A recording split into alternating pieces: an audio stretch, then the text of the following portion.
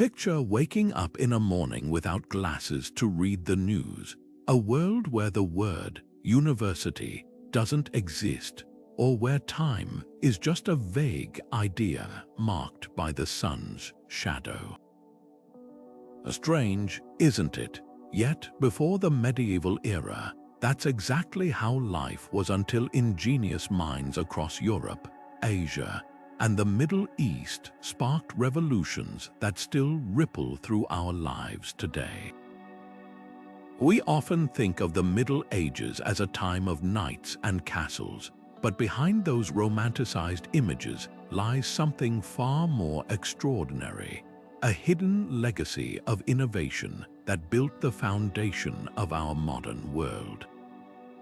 From the tools in our kitchens to the buildings that scrape the sky, medieval breakthroughs are hiding in plain sight, waiting to be rediscovered. Think about it. How often do you glance at a clock, slip on a pair of shoes, or flip a light switch without ever stopping to wonder where these everyday miracles began? The truth is, medieval inventors and craftsmen were solving problems we still face today, just with very different tools. They transformed agriculture with the heavy plow, turned the tides of education with the first universities, and even gave us the humble button that keeps our shirts fastened. These weren't just small improvements, they were leaps forward that changed the course of civilization, shaping everything from how we work to how we heal, build, and communicate. So, what if I told you that the device you're watching this video on, the roads you drive, even the way you track time, all owe a debt to these centuries-old innovations? Over the next few minutes, we're going to unravel 28 of the most astonishing medieval inventions, some obvious, some delightfully unexpected, that still influence our lives in ways you might never have realized. This isn't just history, it's the story of human ingenuity, persistence, and creativity. And by the end, you'll see the medieval world not as a distant past, but as the birthplace of ideas that keep shaping our future. Ready to uncover the secrets hiding in your daily routine? Let's begin. Before the heavy plow, farming was a back-breaking struggle. Early farmers used simple scratch plows that barely broke the surface of the tough, clay-rich soils of northern Europe. These primitive tools couldn't handle the dense, wet earth, limiting what could be grown and where. But when medieval farmers introduced the heavy plow around the 6th century, everything changed. Picture a massive wooden frame with an iron-tipped blade pulled by oxen teams. The real genius was the curved moldboard, that critical piece of metal or wood that lifted and flipped the soil sideways, exposing fresh nutrients while burying weeds. This wasn't just an upgrade, it was an agricultural revolution. Suddenly, farmers could work lands once considered impossible to cultivate. The heavy plow's deep cuts improved drainage in soggy fields and unlocked the fertile potential of Europe's heartland. Crop yields skyrocketed, supporting larger populations and fueling the growth of villages into towns. And here's something fascinating. This plow didn't just change farming, it reshaped society. With more food available, people could specialize in trades beyond agriculture, laying the groundwork for craftsmen, merchants, and scholars. The heavy plow's ripple effects even influenced land ownership patterns, as its size and oxen requirements encouraged communal farming efforts. Fast forward to today, and you can still see the heavy plow's DNA in modern farming. Those massive tractors crisscrossing fields, their direct descendants, using hydraulic systems to do what oxen once did. Even no-till farming techniques, which aim to disturb the soil minimally, owe their existence to centuries of plow innovation. It's incredible to think that a tool designed over 1,000 years ago still echoes in the hum of combine harvesters and the global food supply chains that feed billions. The heavy plow didn't just till soil, it cultivated the very roots of modern civilization. Imagine a world where blurred vision was simply an irreversible fact of life. For centuries, that was the reality until a quiet revolution began in medieval Italy. Around the late 13th century, an unknown craftsman had a flash of genius: two ground pieces of glass mounted in frames that could sit on the nose. These first eyeglasses, known as reading stones, weren't just a convenience, they were a radical equalizer. Suddenly, aging monks could continue illuminating manuscripts, scholars could pore over texts long into the evening, and artisans could perfect intricate details without squinting. This wasn't just about comfort, it was about extending human capability. The science behind those early lenses is astonishingly sophisticated. Medieval opticians discovered that convex lenses could magnify text for farsighted individuals, while concave lenses developed slightly later helped those with nearsightedness. These breakthroughs weren't accidental. They grew from a growing understanding of light and refraction, ideas that would later inspire telescopes and microscopes. What's remarkable is how quickly eyeglasses spread across Europe. By the 14th century, Venetian glassmakers were producing them in bulk, and portraits of the era show scholars and clergy wearing them with pride. They became symbols of wisdom and status long before they evolved into the ubiquitous accessories we know today. Fast forward to the present, and the legacy of those medieval lenses is everywhere. Modern optometry, contact lenses, even laser eye surgery all trace their roots back to those early experiments with glass and light. Think about the ripple effects. Without glasses, how many scientific discoveries, literary masterpieces, or artistic achievements might never have happened? Vision correction isn't just a medical advancement, it's a cornerstone of human progress. And it all started with a simple pair of frames perched on a medieval scholar's nose, proving once again that some of history's most profound innovations are the ones we literally see through every day. Before mechanical clocks, time was a fluid concept, measured by the arc of the sun or the slow drip of water through a vessel.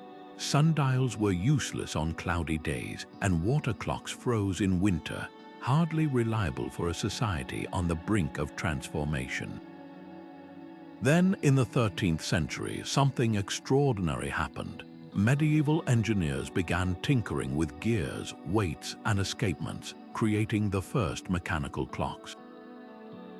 These weren't just timekeepers, they were marvels of precision engineering, marking the hours with a consistency never before seen.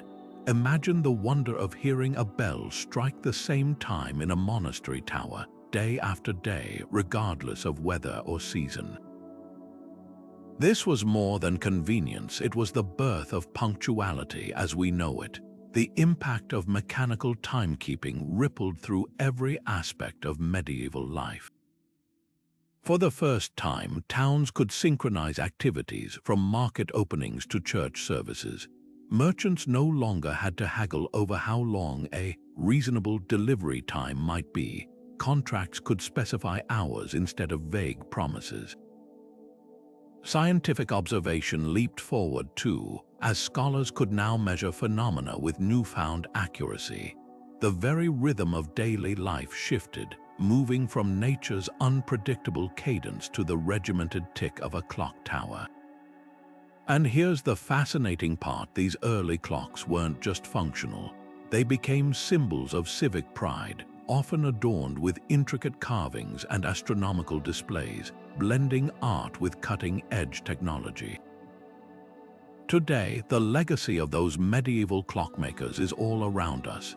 The atomic clocks that sync our smartphones, the digital displays in train stations, even the countdown timers in your kitchen. They all trace their lineage back to those first gear-driven mechanisms. Modern society runs on schedules unimaginable without precise timekeeping, from stock market openings to global flight departures. Yet we rarely pause to consider how it all began with a handful of medieval craftsmen, puzzling over how to harness the steady swing of a pendulum. Their invention didn't just measure time, it reshaped humanity's relationship with it, turning the abstract flow of moments into something we could divide, manage, and ultimately master.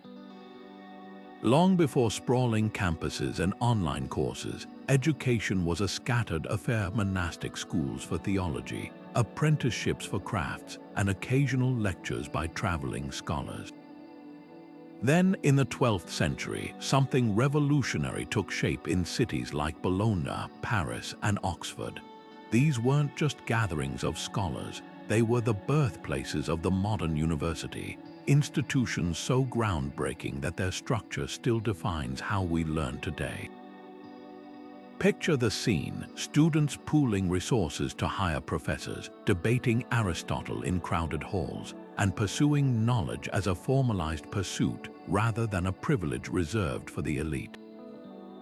This was the medieval university, and its innovations, from standardized degrees to the very idea of academic freedom, reshaped civilization's intellectual landscape. What made these institutions truly radical was their systemization of knowledge. For the first time, curricula were organized into distinct faculties: arts, medicine, law, and theology, creating the framework for modern academic disciplines.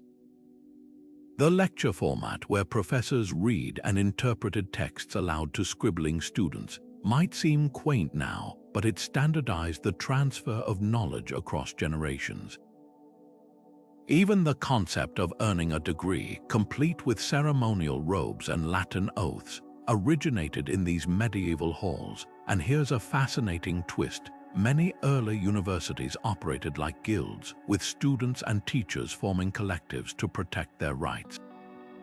The University of Bologna, for example, was student-run, with pupils even hiring and firing professors, a far cry from today's tuition-driven models, but a testament to the medieval belief that education was a collective enterprise. The ripple effects of this medieval innovation are everywhere. Modern research universities, with their tenure systems and peer-reviewed journals, are direct descendants of these medieval prototypes. The very notion that knowledge should be catalogued, debated, and advanced within an institutional setting stems from this era. Without these early universities, we might never have had the scientific method, the humanities, or even the idea that education could be a path to social mobility. Next time you walk into a classroom or scroll through an online course, remember, you're participating in a tradition that began with robed scholars huddled over parchment in candlelit quarters, laying the foundations for a world where learning never stops. Rising from the flat landscapes of medieval Europe, Gothic cathedrals defied gravity and skepticism, with their soaring spires and walls so thin they seemed made of light rather than stone. Architects of the 12th century didn't just build churches, they engineered miracles, solving structural puzzles that still baffle modern engineers. Take the pointed arch, for instance. It wasn't merely decorative. By redirecting weight downward more efficiently than rounded Roman arches, it allowed builders to stack windows where solid walls once stood, flooding interiors with kaleidoscopic light through stained glass. This wasn't just about beauty, it was physics disguised as artistry, turning stone into something ethereal. Then there were the flying buttresses, those skeletal wings hugging cathedral exteriors. Picture a stone arm reaching out from a wall to catch the thrust of a vaulted ceiling, like a friend steadying a wobbling ladder. This ingenious system meant buildings could climb higher than ever before, their weight distributed outward rather than crushing inward. Notre Dame de Paris, Chartres, and Cologne Cathedral became stone textbooks, their designs proving that strength could coexist with delicacy. What's astonishing is how these medieval innovations mirror modern skyscraper engineering. Today's steel-framed giants with their external supports, like London's Shard or New York's Freedom Tower, owe a conceptual debt to those 13th century masons who first dared to build upward against all odds. But Gothic architecture's legacy isn't just in blueprints, it's in philosophy. The medieval master builders blended craftsmanship with spirituality, creating spaces designed to lift eyes and spirits heavenward. Modern architects still chase that same emotional alchemy, whether in the ribbed vaults of Grand Central Terminal or the glass and steel cathedrals of Apple stores. Even the concept of sustainable architecture finds roots here. Gothic builders used local materials, maximized natural light, and designed for longevity. Their cathedrals, standing for centuries, are a testament to the enduring power of marrying form and function. So next time you marvel at a skyscraper's grace or a bridge's elegant strength, remember, the DNA of those modern wonders was first sketched in the dust of medieval construction sites where visionaries turned stone into poetry. Horses were the engines of the medieval world, but without protection, their hooves would crack and wear down on rough terrain until a simple iron crescent changed everything. The horseshoe, emerging around the 9th century, wasn't just a piece of metal, it was a revolution in mobility.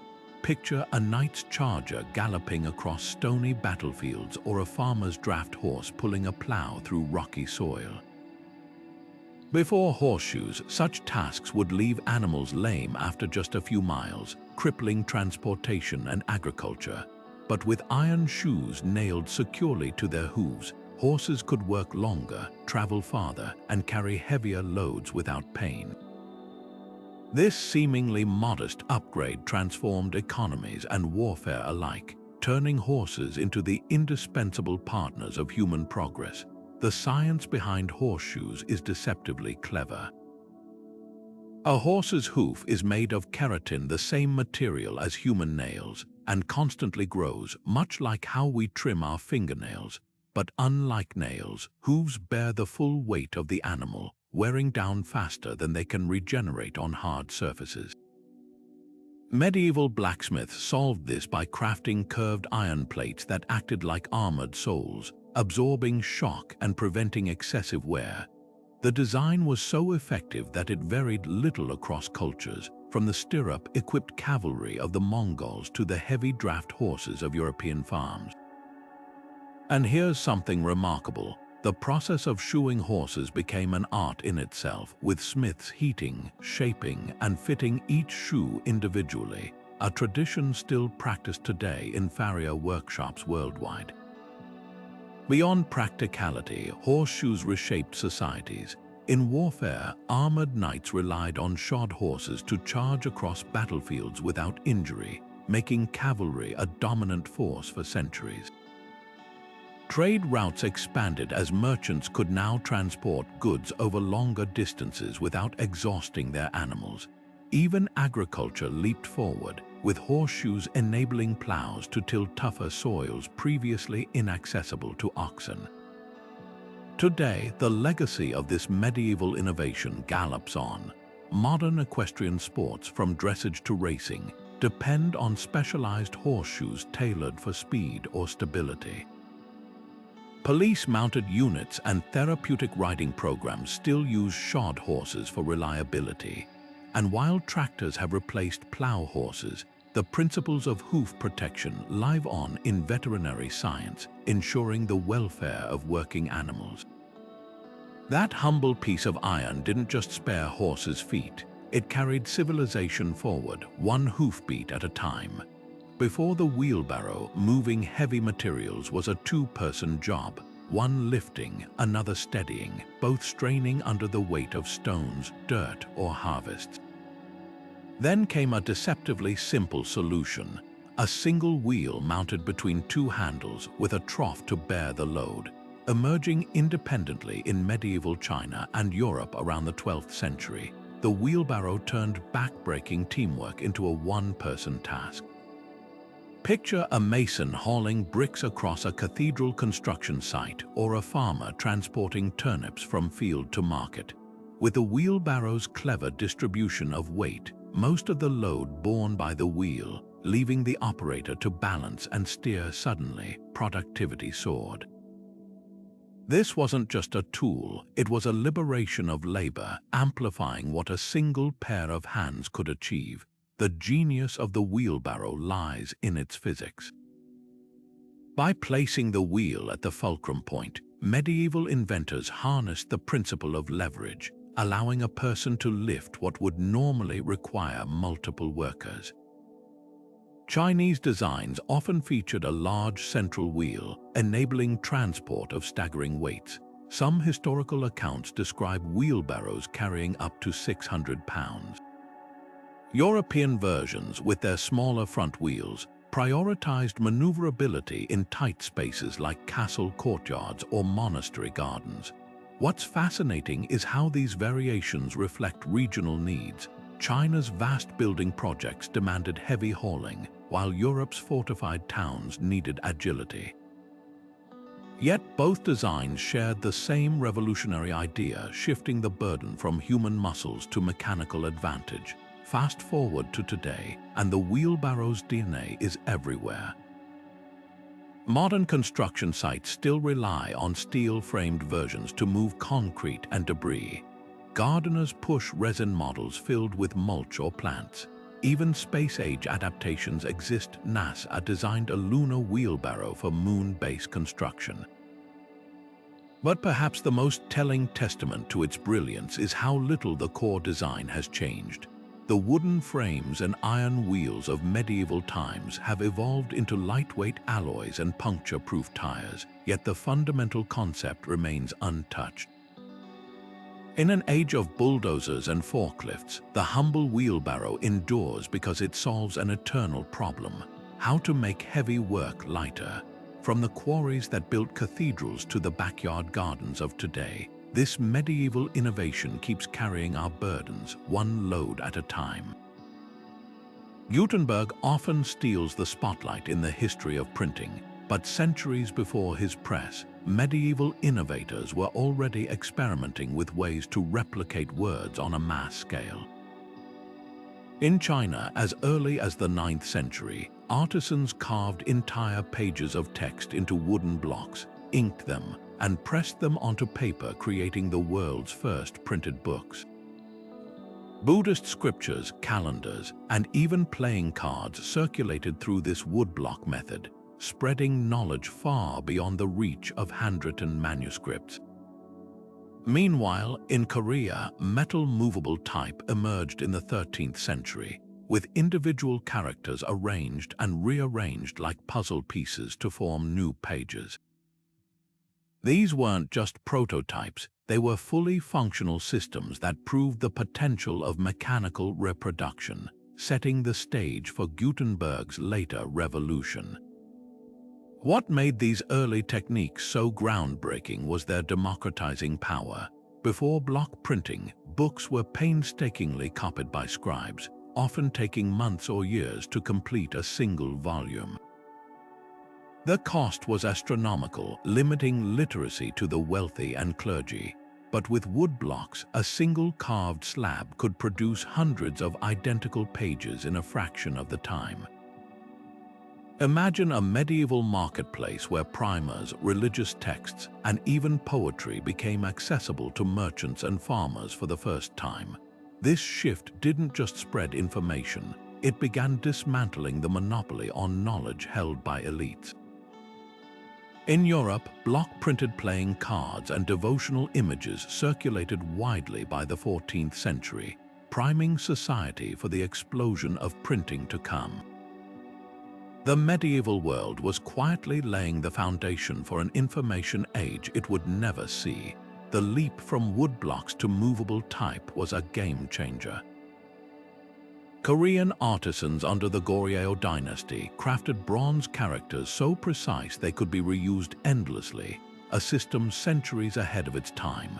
Each piece slid snugly into a frame, allowing for rapid composition and correction, an innovation that echoed in Gutenberg's later metal type. Yet these early systems faced hurdles. The complexity of Chinese and Korean scripts with their thousands of characters made movable type cumbersome compared to alphabetic languages. Still, the principle was proven. Knowledge could be modular, rearrangeable, and infinitely reproducible. Today's digital publishing, with its instant edits and global distribution, is the spiritual heir to these medieval experiments. Every ebook, blog post, and social media thread traces back to those inked woodblocks and clattering metal type, proving that the real printing revolution didn't start with Gutenberg. It began in the workshops of medieval Asia, where patience and ingenuity first unlocked the power of the press. Picture a medieval home in winter, a cramped, smoky space where the fire pit's warmth came at a brutal cost. Without chimneys, smoke curled along ceilings, stinging eyes and blackening walls before seeping out through thatch roofs or tiny vents. Families huddled around hearths, breathing in soot-filled air, their clothes permanently scented with wood smoke. Then, around the 12th century, a quiet revolution began, the chimney. This simple vertical shaft didn't just carry smoke outside, it transformed daily life, turning dark, hazardous dwellings into cleaner, healthier spaces. The innovation was as much about comfort as survival, channeling toxic fumes upward while pulling fresh air into the room. Suddenly, fires could burn hotter and longer without suffocating the household, reshaping how people cooked, slept, and socialized indoors. The engineering behind early chimneys reveals medieval ingenuity at its finest. Builders discovered that a narrow flue created a draft, pulling smoke efficiently when paired with a hearth set against a wall rather than in the center of the room. Stone or brick construction prevented fires, while hoods above the fireplace captured stray smoke. Wealthy households in castles and monasteries adopted them first, but by the late Middle Ages, even peasant homes featured crude versions made of wattle and daub. What's fascinating is how chimneys altered architecture itself. Houses grew taller to accommodate flues, and fireplaces shrank from room-filling pits to compact features along walls. This shift freed up floor space, allowing for more elaborate furniture arrangements and the birth of the living room as we know it. The chimney didn't just clear the air, it redefined the concept of domestic comfort. Fast forward to today, and the legacy of those medieval flues is everywhere. Modern HVAC systems still rely on the same principle of controlled airflow, with vents and ducts acting as high-tech descendants of stone chimneys. Even energy-efficient fireplaces and wood stoves owe their designs to medieval experiments with draft and insulation, but perhaps the most profound impact was cultural. Chimneys made indoor gatherings cleaner and more pleasant, fostering the rise of home-centered traditions, from holiday feasts around the hearth to cozy evenings by the fire. That column of rising smoke wasn't just a sign of habitation. It symbolized a newfound mastery over the elements, turning houses into true shelters rather than mere shelters with fires. Next time you adjust your thermostat or admire a fireplace's glow, remember the comfort you're enjoying was first kindled by medieval minds who dared to rethink the way we live with fire. Before the spinning wheel, creating thread was a painstaking process, sitting for hours with a drop spindle, twisting fibers between thumb and forefinger, slowly building a single strand of yarn.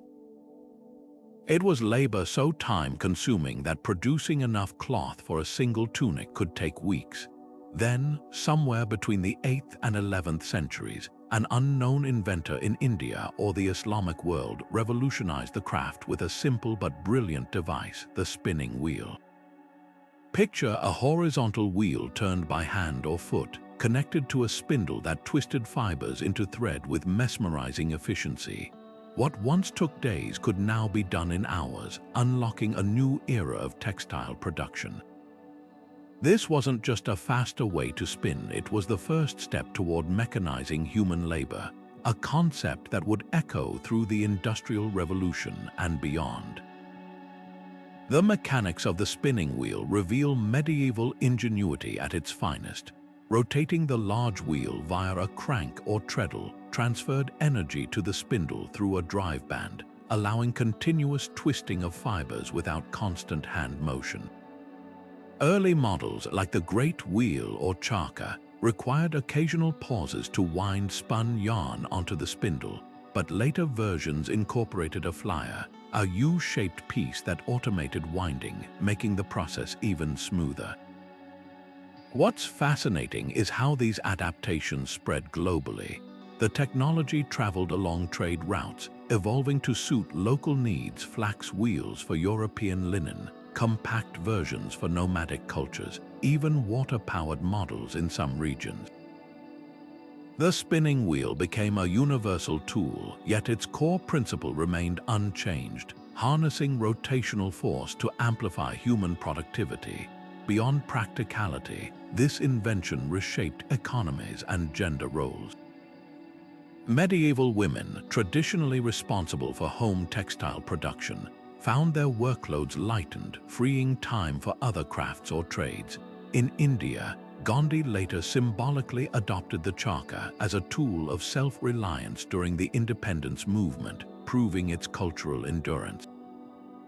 But the spinning wheel's true legacy lies in its conceptual leap, replacing manual dexterity with mechanical motion. This idea directly inspired 18th-century innovations like the spinning jenny and water frame, which multiplied output exponentially and kick-started the factory system. Today's automated textile mills, with their whirring robotic looms and computer-guided thread counters, are the distant descendants of that medieval wheel.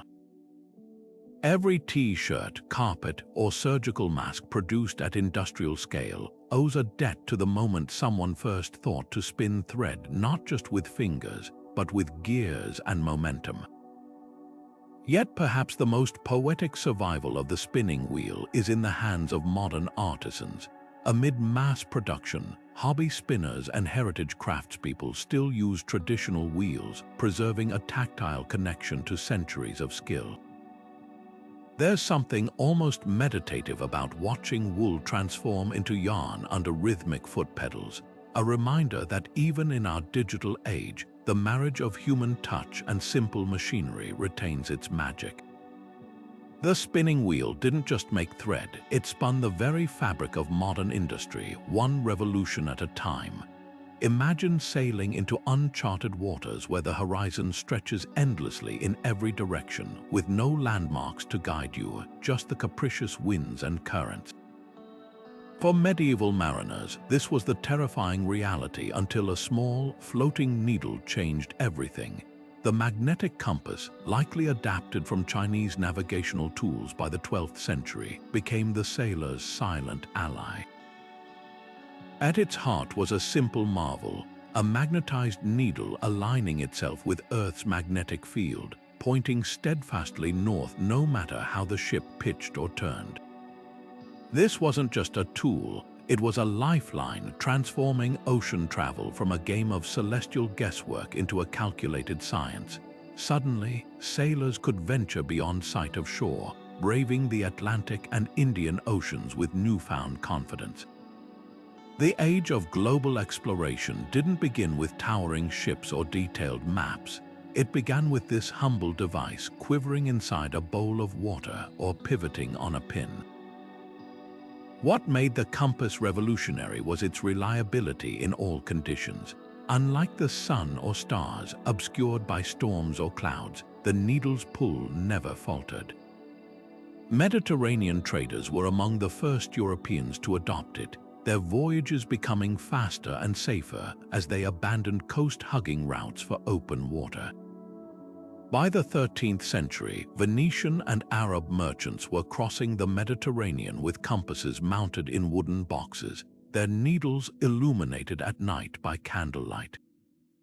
The Portuguese, mastering its use alongside astrolabes, later unlocked routes around Africa's Cape of Good Hope, a feat impossible without precise directional tracking. But here's the twist: medieval navigators didn't fully understand why it worked. Some attributed its power to magic or divine intervention, unaware they were harnessing a planetary force invisible to the naked eye. Their practical ingenuity outpaced scientific explanation, proving that innovation often precedes understanding. The compass's legacy extends far beyond wooden ships and parchment charts. Modern GPS satellites, guiding everything from smartphones to cargo ships, are spiritual successors to that floating needle. Both systems share a core purpose, determining position relative to an invisible framework, Earth's magnetism for the compass, orbital signals for GPS. Even aviation relies on compass principles. Magnetic heading remains a backup when digital systems fail, but perhaps the most profound impact was cultural. By enabling reliable long-distance trade, the compass wove together continents, spreading goods, ideas, and technologies in ways that shaped the modern world. Silk, spices, and scientific knowledge flowed along routes plotted by those early compass bearers. Today, as we tap directions into our phones, we're participating in a chain of navigation that began with medieval sailors squinting at a trembling needle, daring to trust it would lead them somewhere new. Their courage to follow an unseen force echoes in every journey we now take for granted. High above the construction sites of medieval Europe, a peculiar sight would have greeted onlookers, a giant wooden wheel turning slowly against the sky, with workers walking endlessly inside it like hamsters in a cage. This was the Treadwheel Crane, a masterpiece of medieval engineering that transformed how humanity built on a monumental scale. Powered not by steam or electricity, but by human footsteps, these cranes could hoist stones weighing several tons hundreds of feet into the air, enabling the construction of cathedrals that still dominate city skylines today.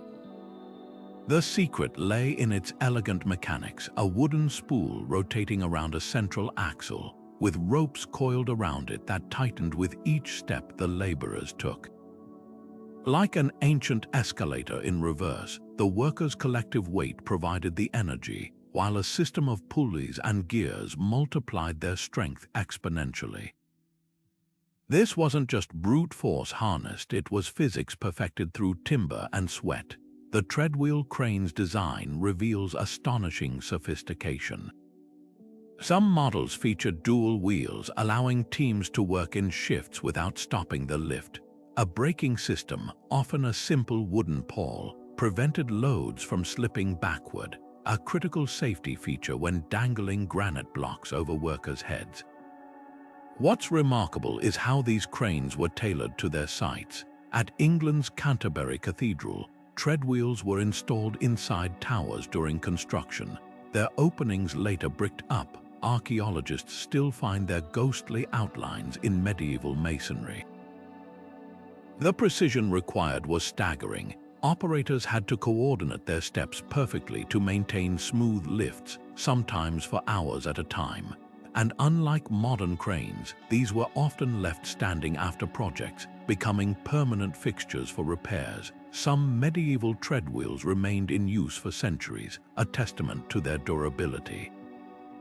Beyond raw lifting power, these cranes symbolize medieval collaboration.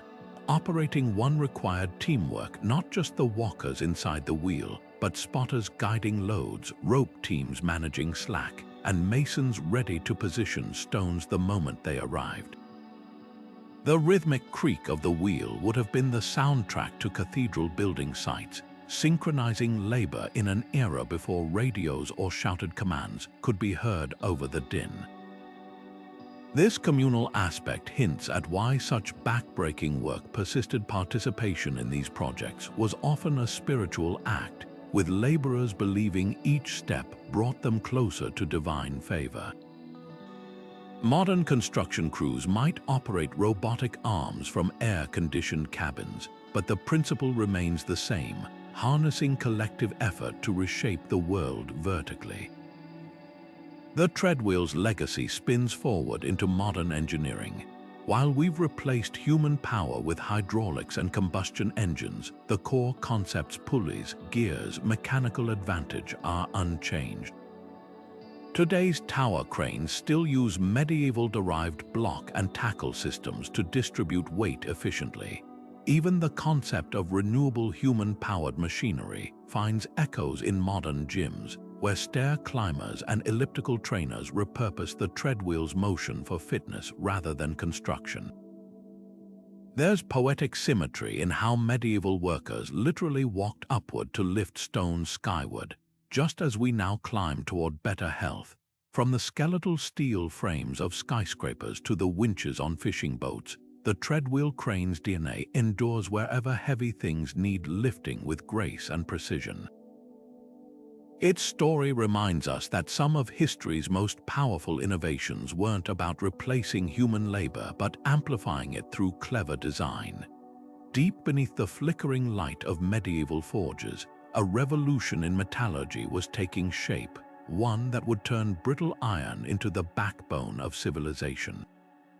The blast furnace, emerging in Europe around the 12th century, wasn't just an upgrade to earlier bloomery furnaces.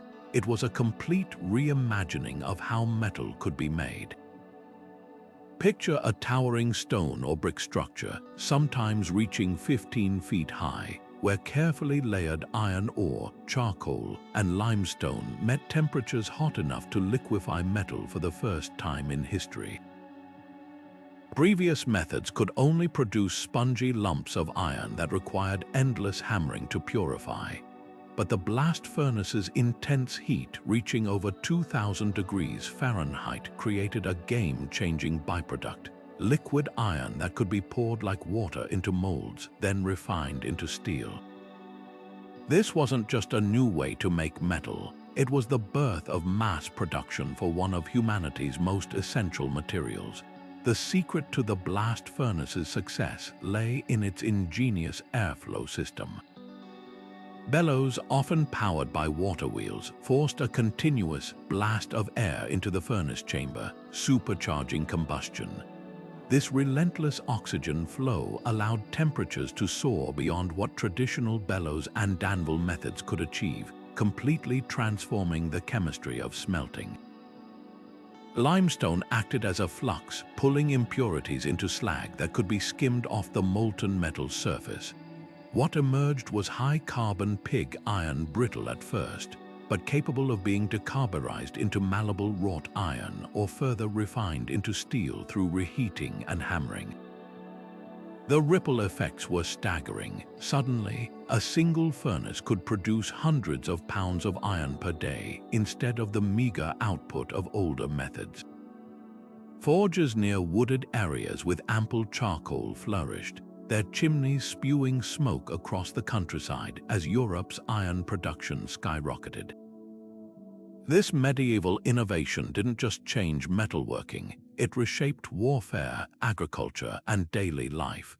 Knights clad in sophisticated plate armor, farmers wielding durable plowshares, and masons using iron-reinforced tools all owed their advancements to the blast furnace's relentless heat.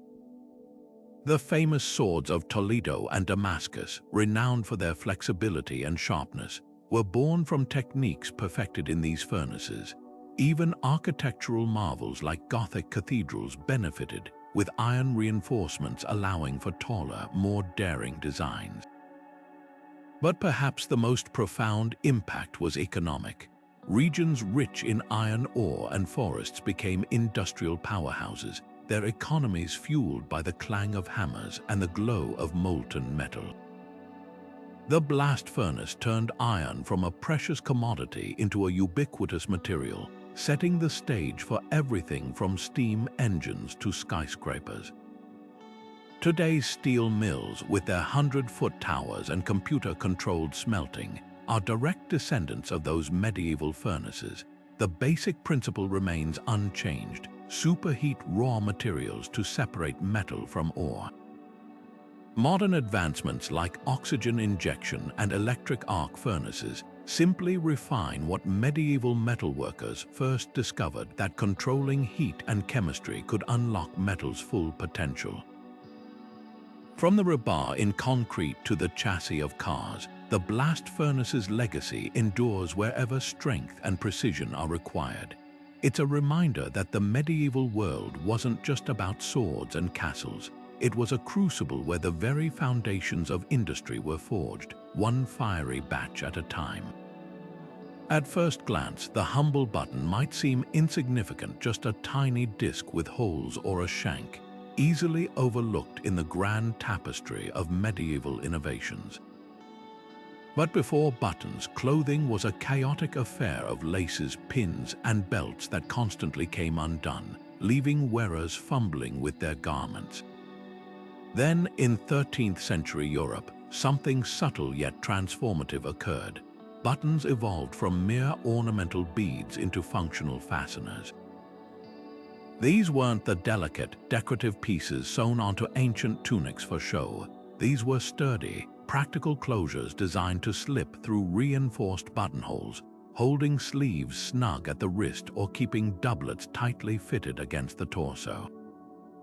This small shift in design didn't just alter how clothes stayed on, it revolutionized the very idea of tailored fashion.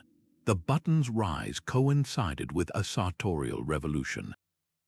As medieval Europe moved away from loose, draped garments like tunics and cloaks, fitted clothing became the mark of status and sophistication.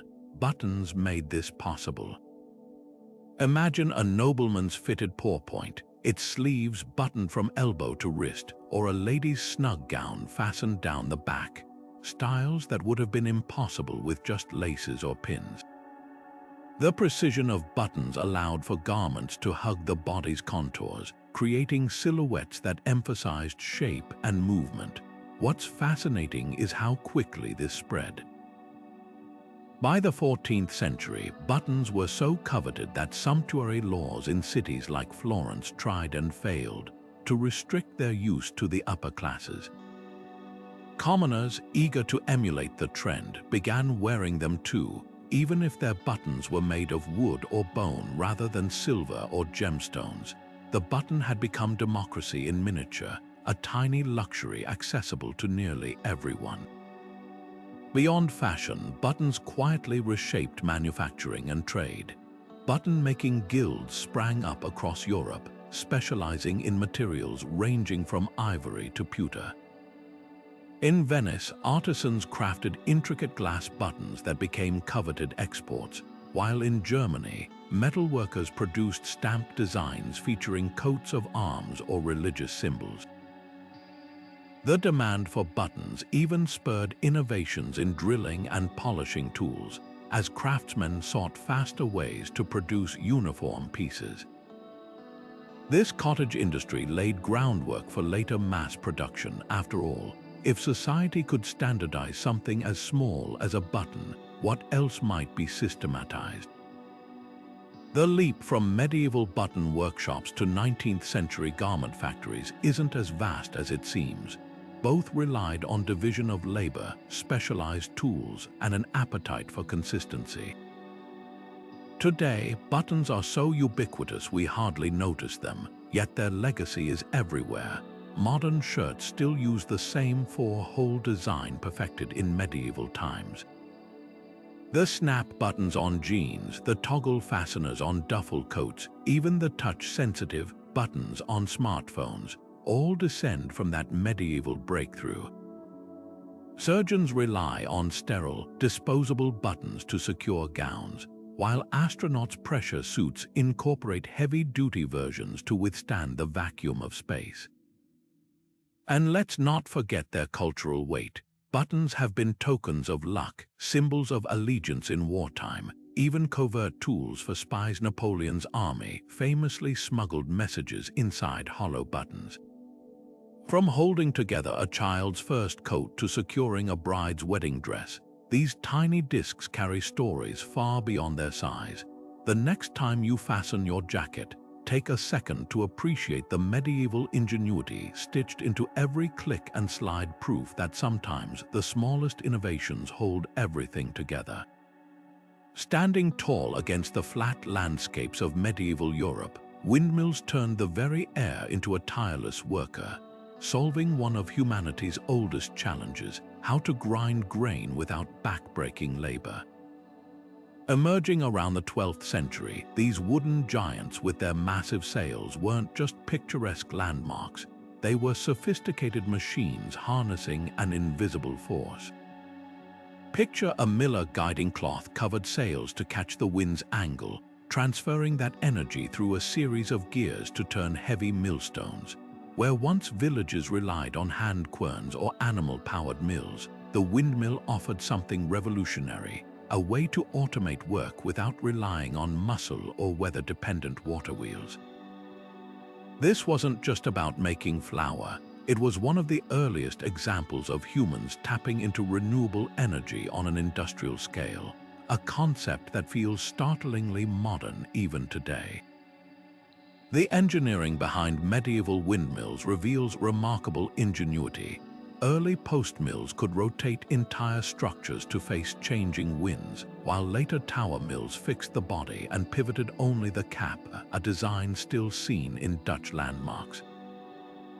Inside, wooden gear trains converted the sail's horizontal rotation into vertical motion, powering not just millstones but eventually pumps for draining wetlands or saws for timber. What's fascinating is how quickly these machines spread across climates and cultures. From the arid plains of Persia to the marshy lowlands of the Netherlands, windmills adapted to local needs. In Spain, they ground spices and pressed olives. In England, they fulled wool by pounding it with hammers. This versatility made them medieval powerhouses, literally. A single windmill could grind enough grain in a day to feed hundreds, freeing countless hours of human labor for other pursuits. Beyond practicality, windmills reshaped economies and landscapes. Regions with steady winds, like East Anglia or La Mancha, became agricultural hubs thanks to reliable milling capacity. The Netherlands famously used windmills to reclaim land from the sea, creating polders that expanded arable acreage. Even social structures shifted. Millers, once viewed with suspicion as potential grain cheats, became vital community figures, but perhaps the most enduring legacy is ecological. Long before sustainability entered our vocabulary, medieval societies were building zero-emission machines that ran on an endless natural resource. Unlike water wheels that froze in winter or required rivers, windmills worked wherever the breeze blew, a lesson modern wind farms have taken to heart. Today's sleek white turbines, stretching hundreds of feet tall, are direct descendants of those creaking wooden ancestors. They share the same basic principle, capturing kinetic energy from the wind, but with carbon fiber blades and computer-controlled yaw systems replacing cloth sails and manual adjustments. Modern wind farms generate electricity rather than flour, yet the underlying philosophy remains unchanged, harnessing nature's forces without depleting them. Even the challenges echo across centuries. Medieval communities debated windmill placement just as we debate turbine sightlines today. There's poetic symmetry in how an invention born from the need to grind grain now helps power data centers and electric cars. The windmill story reminds us that sustainability isn't a modern trend, it's a rediscovery of ancient wisdom, where the answer to our energy needs was blowing in the wind all along. The crossbow emerged as one of medieval warfare's most polarizing innovations, a weapon so effective it sparked debates about fairness on the battlefield. Unlike traditional longbows requiring years of training to master, the crossbow's mechanical trigger and locking mechanism allowed even novice soldiers to deliver lethal force with terrifying accuracy. Picture a foot soldier winding the crank, sliding a bolt into place, and taking aim with the weapon braced against their shoulder. The ratcheting sound of the windlass tightening the string would have been the last thing many armored knights heard before the bolt pierced their mail.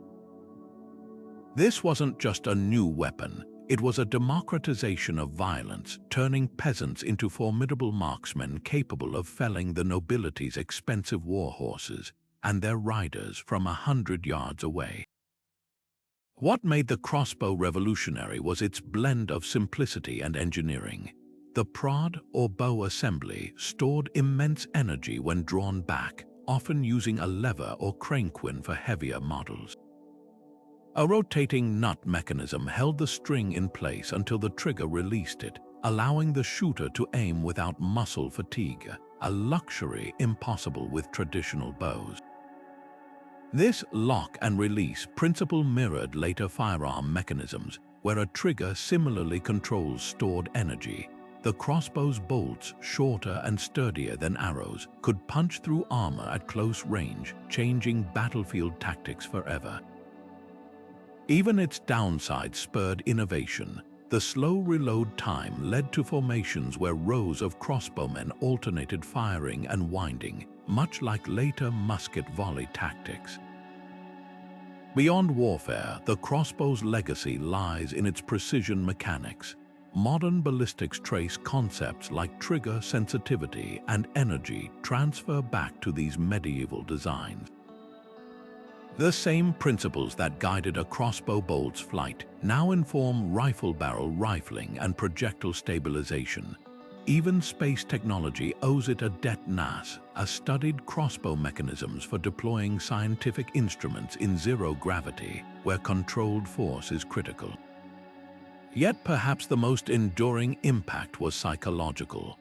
The crossbow shattered the medieval notion that combat prowess belonged solely to the elite, proving that machinery could equalize skill gaps, a paradigm shift echoing in today's drone warfare and automated defense systems. Controversy followed the crossbow like shadow. The Second Lateran Council in 1139 famously condemned its use against Christians, calling it hateful to God, less out of moral concern than fear it undermined knightly dominance. This tension between technological progress and tradition resonates in modern debates over autonomous weapons or cyber warfare. The crossbow wasn't just a tool of war, it was a mirror reflecting society's unease with disruptive change. Today, its descendants, from compound bows to precision-guided missiles, still balance power with responsibility, proving that medieval innovations weren't just about what we could build, but how we chose to use it. Along the rushing rivers of medieval Europe, an ancient technology found new life: the waterwheel, transforming flowing currents into tireless mechanical power.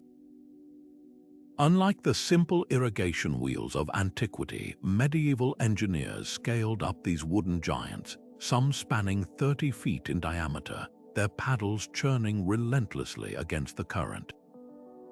Picture a grain mill where the rhythmic splash of water replaces the grunt of oxen, where the river itself becomes the laborer, turning millstones day and night without fatigue. This wasn't just an improvement on animal or human power, it was Europe's first step toward industrial automation, channeling nature's energy into tasks like grinding flour, fulling cloth, and even forging metal. The waterwheel's secret lay in its elegant simplicity. Gravity pulled the river downward, the current pushed the paddles, and a central axle translated that rotation into usable force through gears and belts, a principle so effective it remained unchanged for centuries. What set medieval waterwheels apart was their adaptability to local environments. In fast-flowing mountain streams, builders installed overshot wheels where water poured over the top paddles, maximizing gravitational pull. Along sluggish lowland rivers, undershot wheels caught the current's push from below. Some regions even developed tide mills along coastal inlets, harnessing the moon's pull on seawater. The diversity didn't stop there. Vertical wheels powered hammers for blacksmiths, while horizontal designs crushed ore in mining districts. By the 13th century, water wheels had become the engines of medieval industry, with some towns boasting dozens along a single waterway. The Cistercian monks, renowned for their technological prowess, built elaborate mill complexes where interconnected wheels performed multiple tasks, from grinding grain to operating bellows for their forges. These weren't just tools, they were early factories foreshadowing the Industrial Revolution's mechanized workshops. Beyond raw power, water wheels reshaped medieval economies and landscapes. Rivers became coveted resources, with milling rights sparking legal battles among lords, monasteries, and towns. The Domesday Book, England's 1086 survey, recorded over 6,000 watermills, one for every 50 people, highlighting their centrality to daily life. The demand for efficiency drove innovation. Curved paddles replaced flat boards for better water capture, while millwrights perfected gear systems to transfer power to multiple machines. Some wheels even incorporated camshafts to convert rotary motion into linear strikes, pounding rags into paper pulp or flattening metal sheets. This mechanical ingenuity laid the groundwork for later inventions like the spinning jenny and steam engine. After all, the first factories weren't powered by coal but by water. Today's hydroelectric dams, with their turbine halls and megawatt outputs, are the direct heirs of those medieval wheels. The core principle remains identical. Moving water spins a mechanism that generates usable energy. Modern engineers still study medieval mill sites to understand optimal water flow and resistance, proving that sustainability isn't a new concept. Even small-scale hydropower projects in remote villages often echo medieval designs, using local materials to harness streams just as their ancestors did. The waterwheel's legacy flows beyond energy too. Its gear systems influenced clockmaking, while its centralized power model presaged electrical grids.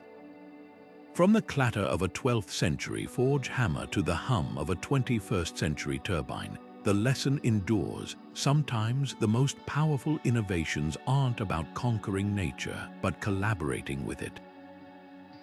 Chess wasn't just a pastime for medieval nobles. It was a battlefield of the mind where kings, queens, and pawns mirrored the strategies of war and diplomacy. Emerging in its modern form around the 15th century from earlier Persian and Indian games, the chessboard became a grid where logic and creativity collided. Picture a candlelit chamber where knights and scholars hunched over checkered squares, their moves reflecting real-world power struggles. But this game was more than entertainment. It was a training ground for military tactics, political maneuvering, and abstract thinking. The standardized rules that crystallized in medieval Europe turned chess into a universal language of strategy, one that would eventually influence fields far beyond the game table. What made chess revolutionary was its perfect balance of simplicity and depth. The limited movement patterns of each piece, rooks sliding straight, bishops cutting diagonally, knights leaping in L shapes, created endless combinatorial possibilities. Medieval treatises on chess strategy, like the famous The Game and Play of the Chess, printed by Caxton in 1474, framed it as a moral allegory where prudent decisions led to victory. The game's terminology seeped into everyday speech, checkmate deriving from the Persian shah-mat, meaning the king is helpless, while gambit entered military lexicons. Chess became so ingrained in medieval culture that some courts employed professional players, and the church alternately banned and tolerated it, torn between its association with gambling and its value as intellectual exercise. Beyond the game itself, the chessboard's legacy lies in its abstract modeling of conflict. Modern computer science traces its roots to chess-playing machines like the Mechanical Turk, an 18th century hoax that inspired real AI development. Today's algorithms use chess-derived concepts like minimax decision trees and positional evaluation. The same principles medieval players intuited. Even fields like economics apply game theory strategies first explored on 64 squares. The game's influence extends to education. schools worldwide used chess to teach children foresight, pattern recognition, and consequences, skills as vital now as they were when knights studied the board to outthink their rivals. Perhaps the most poetic survival of medieval chess is its unchanged equipment. The Staunton pieces designed in 1849, the standard for tournaments today, retain echoes of their medieval predecessors: the rook's crenellated tower, the bishop's mitre, the knight's horse head. The board itself, with its alternating colors, remains identical to those carved into tables by medieval craftsmen. In an age of digital entertainment, the tactile experience of moving physical pieces still captivates, linking players across centuries. From Cold War Grandmaster showdowns to AI like Deep Blue and Alpha Zero, chess endures as the ultimate test of strategy, a medieval innovation that continues to challenge, teach, and reveal the depths of human intelligence one move at a time. Sand trickling through a narrow glass waist, this simple yet mesmerizing motion became medieval Europe's most reliable pocket clock. Unlike sundials left helpless by clouds or water clocks freezing in winter, the hourglass thrived anywhere, aboard storm-tossed ships, in dim monastic scriptoriums, even on battlefields where commanders timed troop rotations. Its genius lay in perfect consistency: the same fine sand, the same glass bulbs, the same predictable flow, whether measuring a sermon's length or a sailor's watch. For an era obsessed with ordering time yet starved of precision, the hourglass was liberation in miniature. Picture a ship's captain flipping the glass as the stars wheel overhead, each 30-minute cascade marking another segment of the voyage logged in the ship's journal. This wasn't just timekeeping, it was the birth of standardized intervals, allowing coordination across continents and cultures. The hourglass's design reveals medieval craftsmanship at its most elegant. Twin glass bulbs, often hand-blown with a slight asymmetry to ensure steady flow, connected by a brass or bone collar housing a precisely drilled hole. The sand itself was no afterthought. Masters used fine marble dust, powdered eggshell, or even ground black garnet, each material tested for its frictionless fall. Some hourglasses contained mercury for extreme cold where sand might clump, proving medieval adaptability. What's striking is how these devices straddled practicality and artistry. Monastic versions featured intricate wood stands carved with biblical scenes, while naval models had rugged wooden cages to survive gales. The hourglass became so ubiquitous that its image seeped into symbolism. Paintings and sculptures used it to represent mortality, a reminder that time slips away grain by grain. Beyond mere measurement, hourglasses transformed how societies organized themselves. In medieval universities, they timed lectures to ensure equal attention across subjects. Courts used them to limit speeches during trials, planting the seeds for modern debate timers. Even the culinary world benefited. Bakers relied on sand-filled glasses to track oven times, creating the first standardized recipes. The hourglass's greatest legacy, though, was at sea. Paired with the magnetic compass, it enabled dead-reckoning navigation, each flip marking another mile of progress across uncharted waters. Columbus's fleet carried them, as did Magellan's circumnavigators. Without this steady trickle of sand, the age of exploration might have stalled in endless debates over how long a watch should last. Today's digital timers and smartphone countdowns are direct descendants of those medieval glass bulbs. The egg timer in your kitchen, the buzzer on a chess clock, even the rotating hourglass icon on a loading computer screen, all echo this ancient design. Modern productivity tools like the Pomodoro technique, where work is divided into focused intervals, apply the same principle medieval monks used to structure THEIR Chinese letter SESSIONS. There's profound beauty in how such a simple device, just sand, glass, and gravity, could anchor humanity's relationship with time for centuries.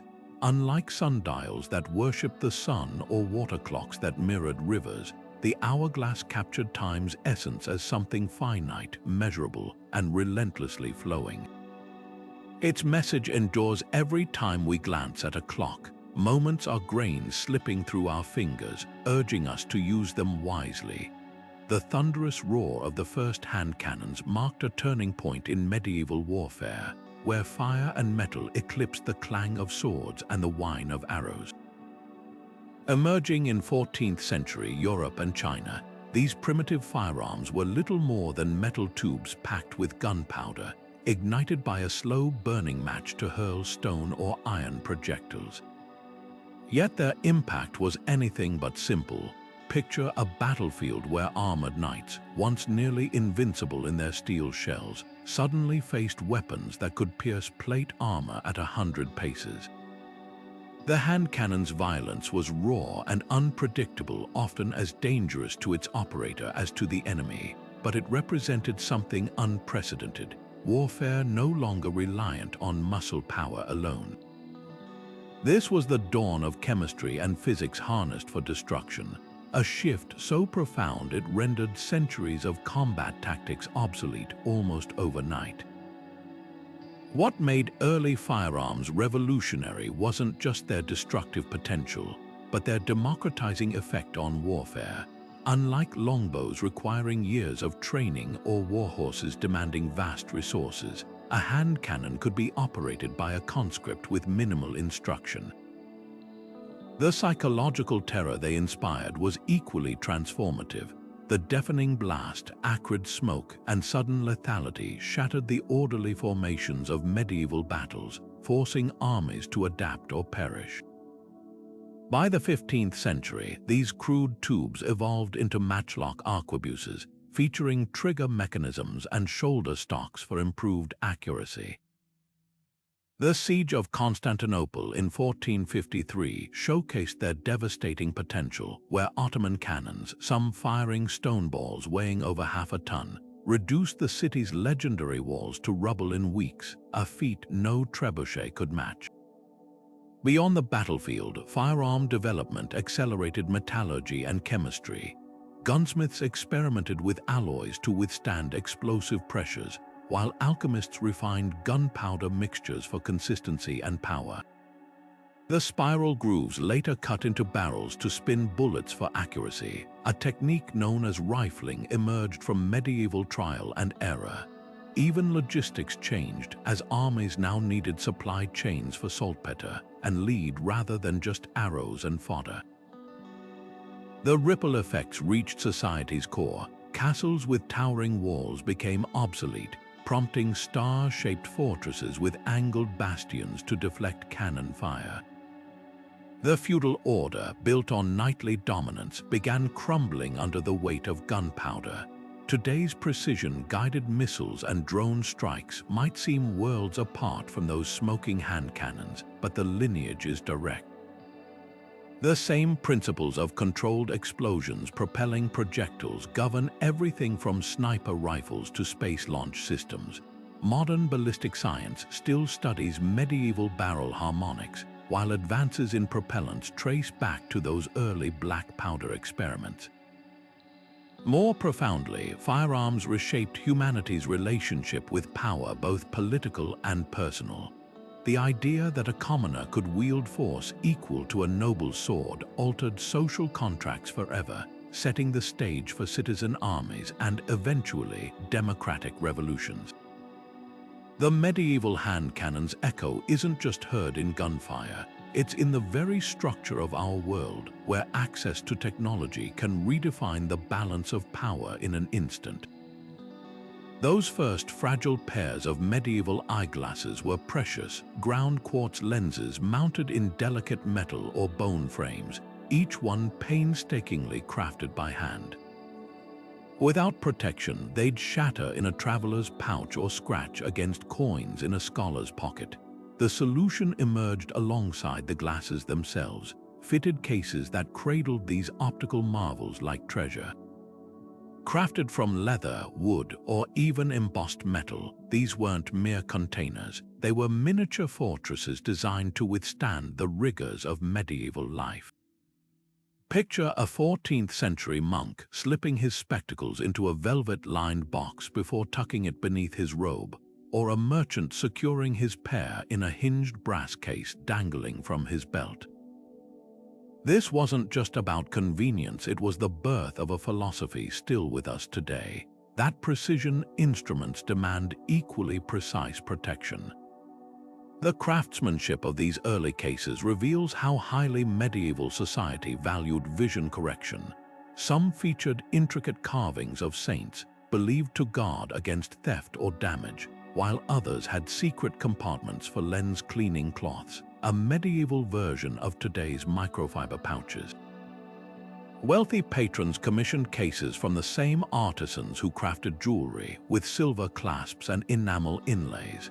But even humble versions showed thoughtful design, padded interiors to prevent scratches, snug fits to eliminate rattling, and sometimes even humidity-resistant linings made from treated animal bladders. What's striking is how these innovations anticipated modern needs. The clamshell shape common in medieval cases, for instance, directly inspired today's hinged eyeglass frames that fold neatly into pockets. Beyond practicality, spectacles cases signaled a cultural shift. Carrying a visible case became a status symbol, proof one owned these cutting-edge tools of literacy and craftsmanship. Paintings from the era often depict scholars and clerics with cases prominently displayed on their desks, much like modern professionals might showcase a sleek laptop sleeve. The cases also democratized access. By protecting glasses from damage, they extended their usable lifespan, making vision correction more affordable through generations of hand-me-downs. This preservation ethos echoes in today's warranty programs and protective gear for electronics, proof that medieval minds understood a timeless truth.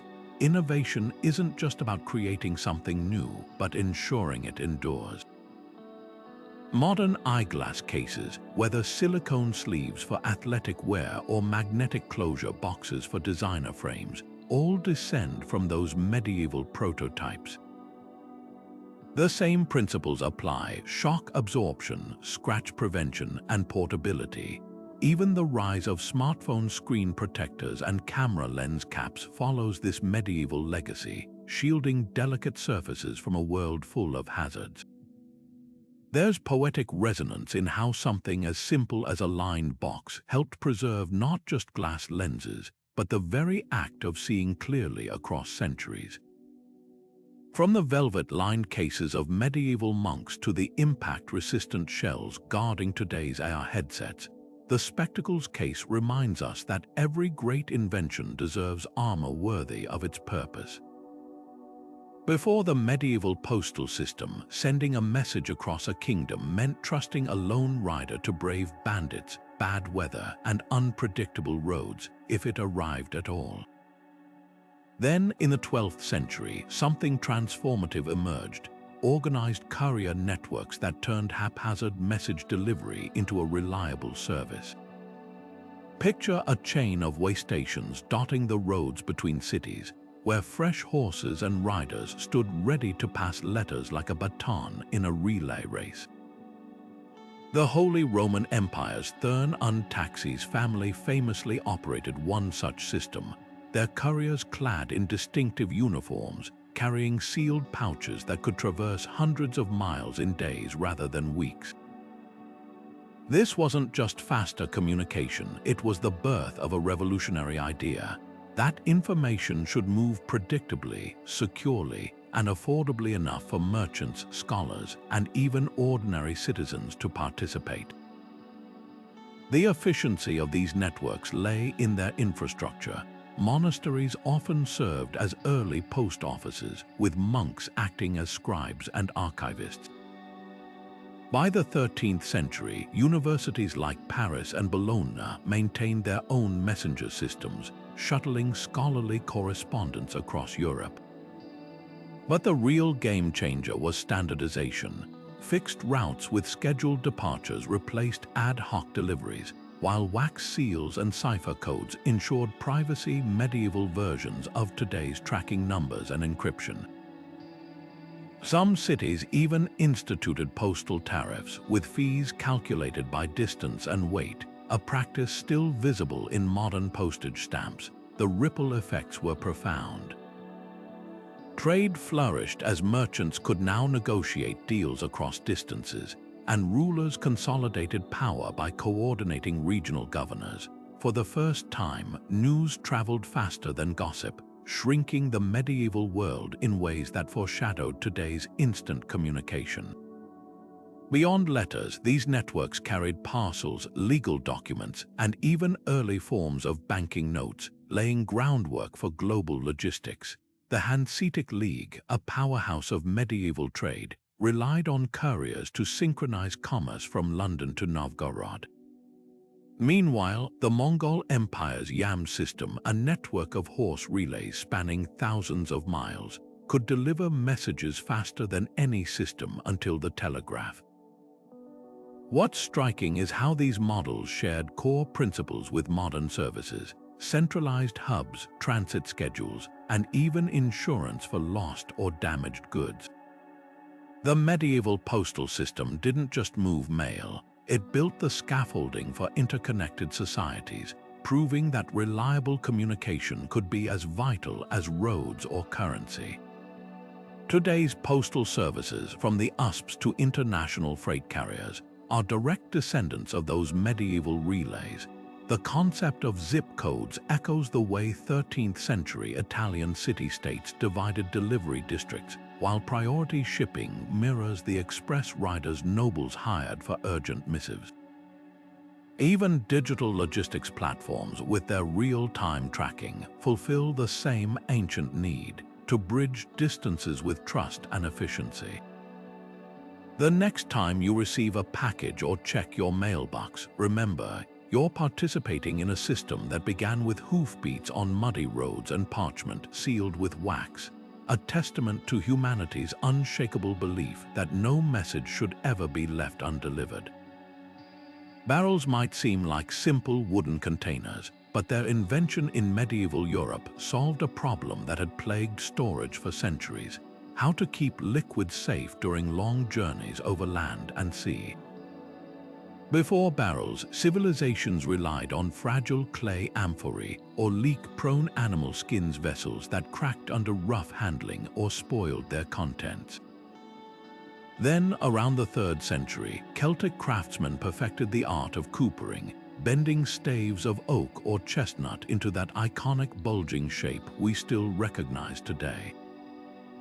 The genius wasn't just in the curved design, it was in the physics. Metal hoops hammered around the wood created tension, pulling the staves tightly together so they swelled when wet, forming a watertight seal.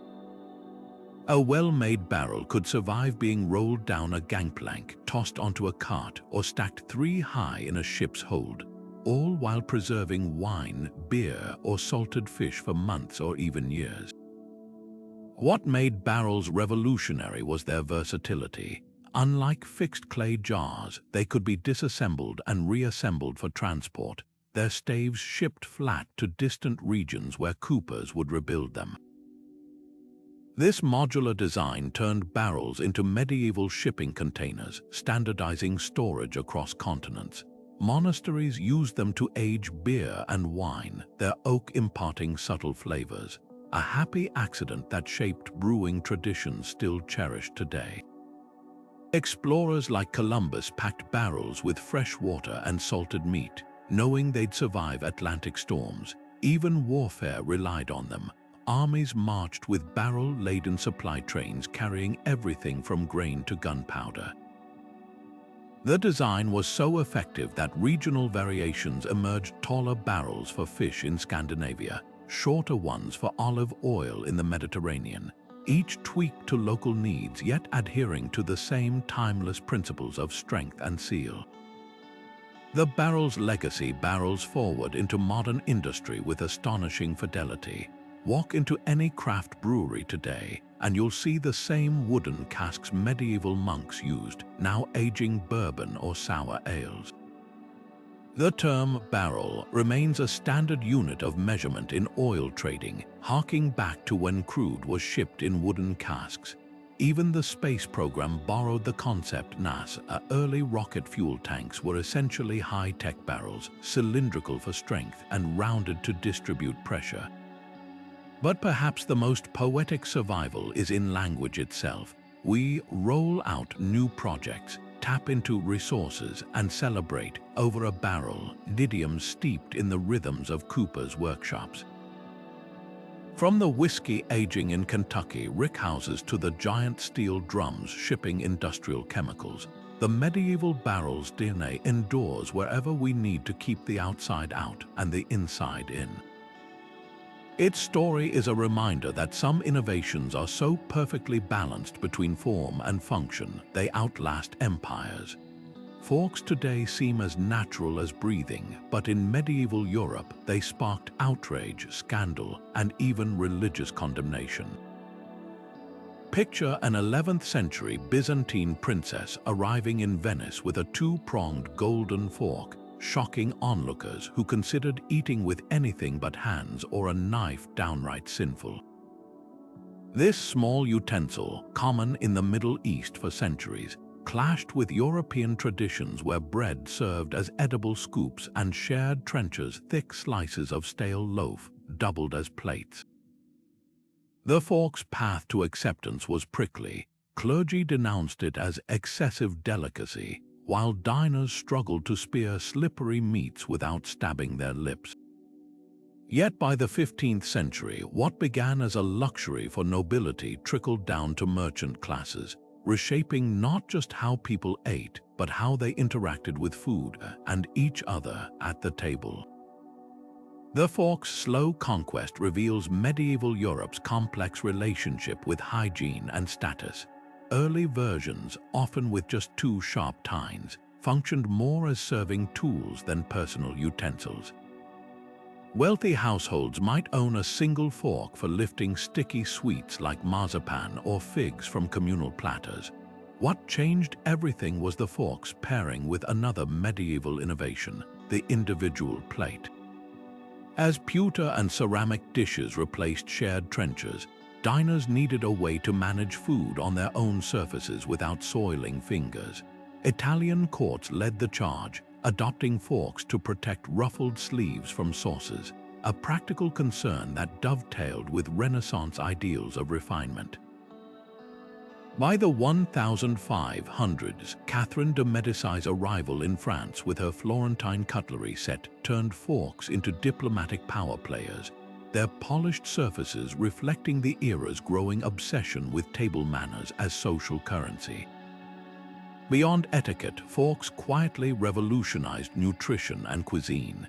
Their precision allowed for smaller, more deliberate bites, encouraging slower eating and richer sauces that clung to tines rather than fingers.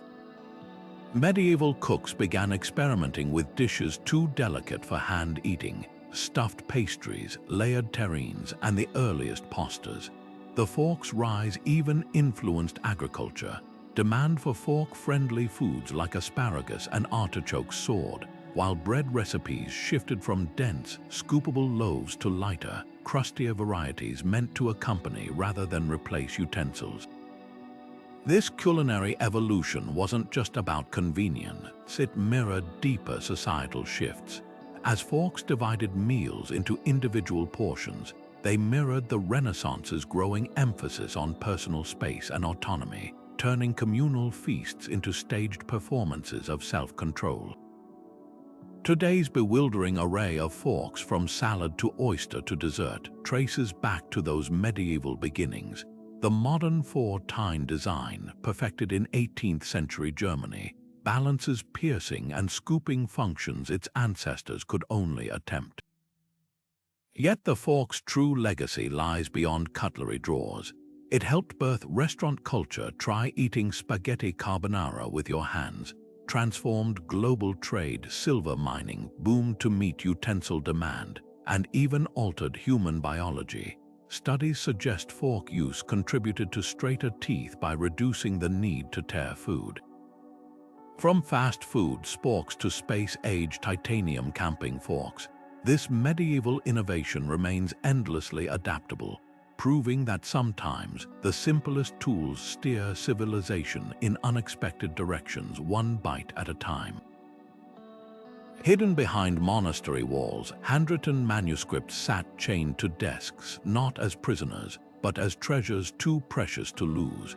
These medieval monastic libraries were the quiet guardians of civilization's memory, where monks meticulously copied ancient texts by candlelight, preserving everything from Aristotle's philosophies to recipes for ink. Far from being mere book hoards, these scriptoria functioned as early public libraries, granting access to scholars willing to make the pilgrimage. The Benedictine Abbey of Cluny in 12th century France, for instance, catalogued over 570 volumes, a staggering collection when most villages didn't own a single book. This wasn't just storage, it was an organized system of knowledge sharing, complete with inventory lists and borrowing rules that echo modern library policies. The chains may seem draconian today, but they reflected a radical idea. Books belonged not to individuals, but to the collective wisdom of humanity. What set these libraries apart was their commitment to accessibility within limits. Unlike royal collections locked away for elite eyes, monastic libraries often welcomed traveling scholars regardless of status. The library at St. Gall in Switzerland even designed its architecture around public use, with reading niches built into the cloisters. Manuscripts were loaned to other monasteries for copying, creating an interlibrary loan system centuries before digital catalogues. The real innovation, however, was in cataloging. Librarians like Richard de Fourneville developed detailed subject classifications in the 13th century, early versions of the Dewey Decimal System grouping texts by theology, medicine, or astronomy. Some catalogues included annotations about which books were easy versus difficult to read, anticipating modern reading level indicators. The leap from chained folios to today's libraries is shorter than it appears. When Oxford's Bodleian Library opened in 1602 as Europe's first public reference library, it inherited the monastic tradition of communal stewardship. Benjamin Franklin's subscription library model in the 1730 simply secularized the medieval concept of shared access for the common good. Even the digital age carries this legacy. Project Gutenberg's free e-books mirror the monastic ideal of universal knowledge, while Wikipedia's collaborative editing recalls scriptoriums where monks debated marginal notes across generations. The medieval library's greatest gift wasn't just preserving ancient texts, but proving that information thrives when it's curated, shared, and set free, one reader at a time. When the Black Death crept toward Venice in 1347, the city's leaders faced a nightmare: how to stop an invisible killer from wiping out their thriving trade hub. Their solution was as radical as it was effective, isolating incoming ships and crews for 40 days before allowing them ashore. This practice, called quarantina, from the Italian word for 40, wasn't just desperation, it was the birth of systematic disease containment. Picture merchant galleys anchored in the lagoon, their sails furled as guards patrolled to prevent anyone from slipping ashore early. The Venetians didn't understand germ theory, but their meticulous record-keeping revealed patterns. Outbreaks often followed ships from infected ports. By enforcing this waiting period, they created a medieval firewall against plague, saving countless lives through simple observation and discipline. What made Venice's approach revolutionary was its combination of bureaucracy and medical insight. Officials established a dedicated health board, the Magistrato alla Sanità, with powers to inspect vessels, confiscate contaminated goods, and enforce isolation on designated islands like Lazaretto Vecchio. They issued health passes for travelers from safe regions, an early version of vaccine passports. The system wasn't perfect. Fleas carrying plague bacteria still slipped through, but the data showed results. Cities with strict quarantine protocols often suffered lower mortality rates than those reacting chaotically. This empirical approach laid foundations for modern epidemiology, proving that systematic intervention could alter a disease's course long before microscopes revealed the microbes responsible. The psychological impact was equally profound. For the first time, public health became a collective responsibility rather than individual fate. Venetian citizens accepted drastic measures because they saw the alternative, neighboring cities reduced to ghost towns. The 40-day period, likely chosen to align with biblical purification rituals, became a psychological anchor. People could endure isolation knowing it had an end point. Merchants initially resisted the trade disruptions, but soon recognized quarantine as the price of economic survival. This delicate balance between public safety and commerce still resonates today, as modern governments grapple with pandemic restrictions versus keeping businesses afloat. Fast forward to 21st century pandemics, and Venice's legacy is everywhere. The word quarantine itself remains unchanged, while concepts like contact tracing and incubation period monitoring descend directly from medieval practices. Modern isolation wards and CDC containment protocols follow the same principle, creating time and space between potential carriers and healthy populations. Even the backlash against quarantine measures mirrors 14th century tensions. Then as now, some saw restrictions as government overreach rather than life-saving tools. The Venetians taught us that fighting disease requires both scientific rigor and social trust, lessons we're still learning as new pathogens emerge. Their 40-day waiting period wasn't just a medieval mandate. It was the first flicker of humanity's long battle to outthink the invisible enemies among us. Caravans laden with silk and spices didn't just carry goods. They carried fragile promises scrawled on parchment, the invisible backbone of medieval trade.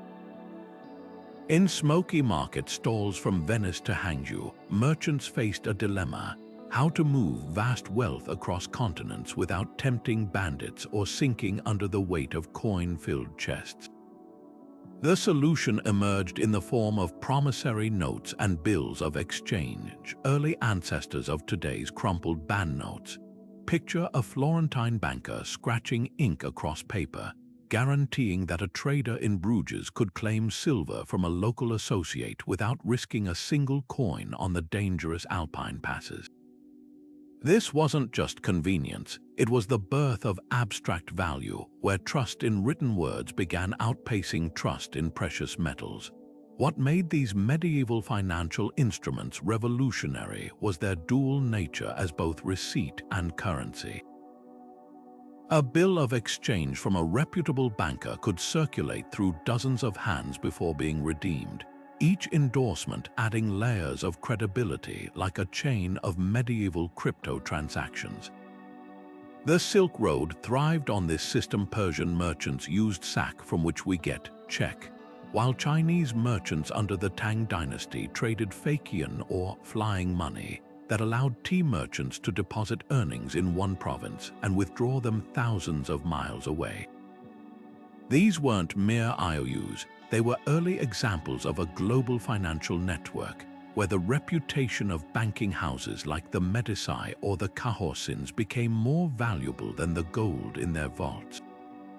The psychological shift was profound. For the first time, wealth became something you couldn't necessarily hold. a concept that unsettled medieval minds accustomed to weighing silver pennies. Religious authorities initially condemned these notes as usury-adjacent tricks, while kings alternately embraced and outlawed them depending on whether their wars needed financing. Yet the system proved too powerful to suppress. By the 14th century, bills of exchange were facilitating everything from papal tax collections to wool exports, their flowing script more liquid than any river of coins. The real innovation wasn't the paper itself, but the collective faith it represented, a shared delusion that ink patterns could hold value, a delusion that still underlies every dollar in your wallet today. Modern finance traces direct lineages to these medieval experiments. The word bank comes from Italian banco, the wooden bench where moneychangers conducted business, while bankrupt stems from the dramatic moment when authorities smashed rotto, that bench, to declare insolvency. Stock markets, wire transfers, even cryptocurrency all echo the same principle first tested by medieval merchants. That value lives in consensus, not just commodities. Next time you swipe a credit card or tap a payment app, remember, you're participating in a system born from camel caravans and candlelit counting houses, where the greatest innovation wasn't creating money, but realizing it could exist as an idea rather than an object. In the dimly lit chambers of medieval monasteries where prayer and science intertwined, a quiet revolution was taking place, one that would redefine the art of healing.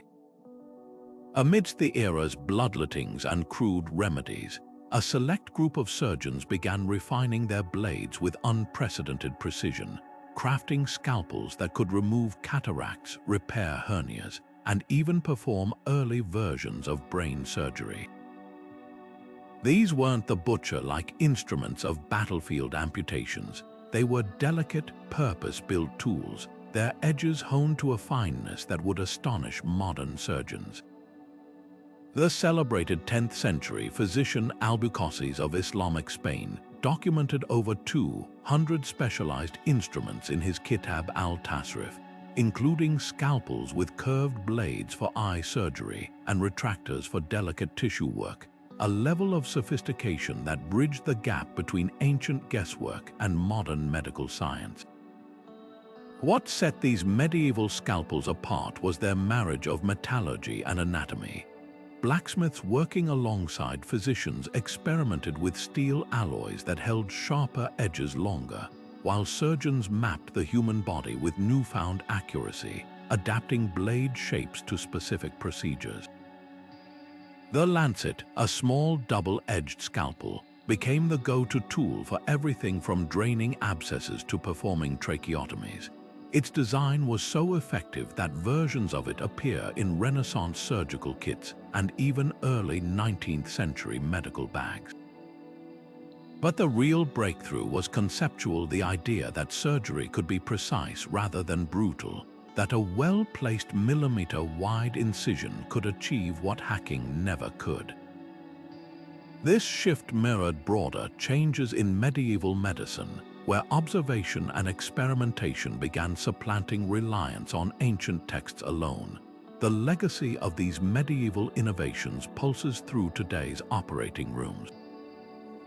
Modern disposable scalpels with their interchangeable #10 and #15 blades are direct descendants of those modular medieval sets. Microsurgical instruments used in laser eye surgery or nerve repair follow the same principles of minimal intrusion that medieval surgeons pioneered. Even robotic surgical systems like the Da Vinci apparatus, with their wristed tools capable of stitching a grape's skin, extend a chain of precision that began when some unknown medieval craftsman first forged a blade thin enough to slice a cataract without rupturing the eye. The next time you see a surgeon's steady hand on a medical drama or hear about a breakthrough in minimally invasive techniques, remember, it all started with those painstakingly honed edges gleaming in candlelight, proving that healing could be as much about finesse as force. From the heavy plow that fed growing civilizations to the university lecture halls that trained their thinkers, medieval innovations prove progress isn't always a sudden leap. Sometimes it's a slow, steady chiseling of ideas across generations. These 28 inventions reveal a truth we often overlook. The Middle Ages weren't just a bridge between ancient and modern worlds. They were a workshop where ordinary people solved extraordinary problems with whatever materials they had at hand. Take a moment to consider your morning routine. The alarm that woke you, its ancestry traces back to mechanical clocks in medieval church towers, the coffee you drank. Transported in ships guided by principles from medieval compasses, even the sidewalks beneath your feet owe their durability to improved medieval mortar techniques.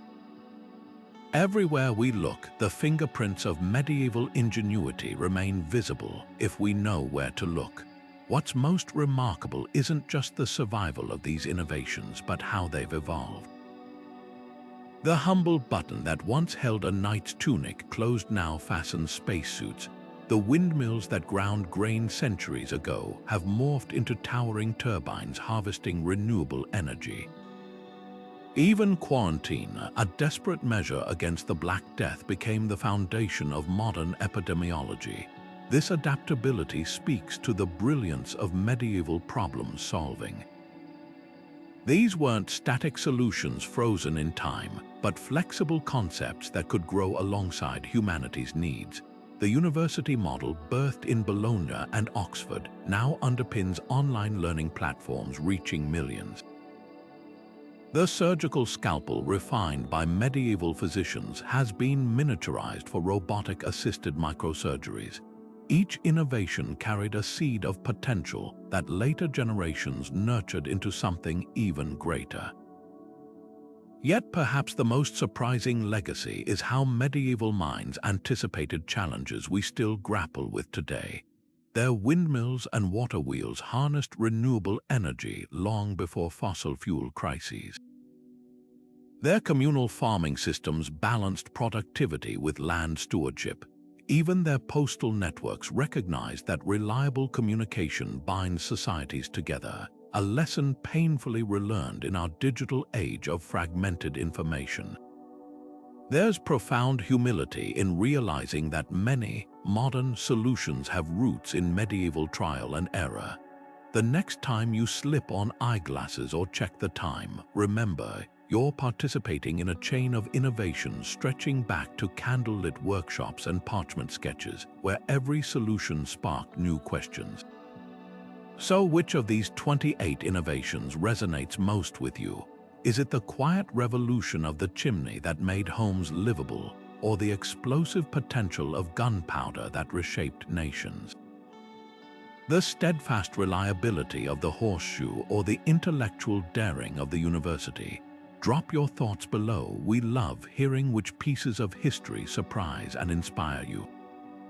And if you enjoyed this journey through medieval ingenuity, hit that subscribe button to join us for more adventures where history meets the present in unexpected ways. Because the truth is, we're still building on those medieval foundations every day, whether we realize it or not. The Middle Ages didn't just endure, they invented, they improved, and ultimately, they illuminated the path forward.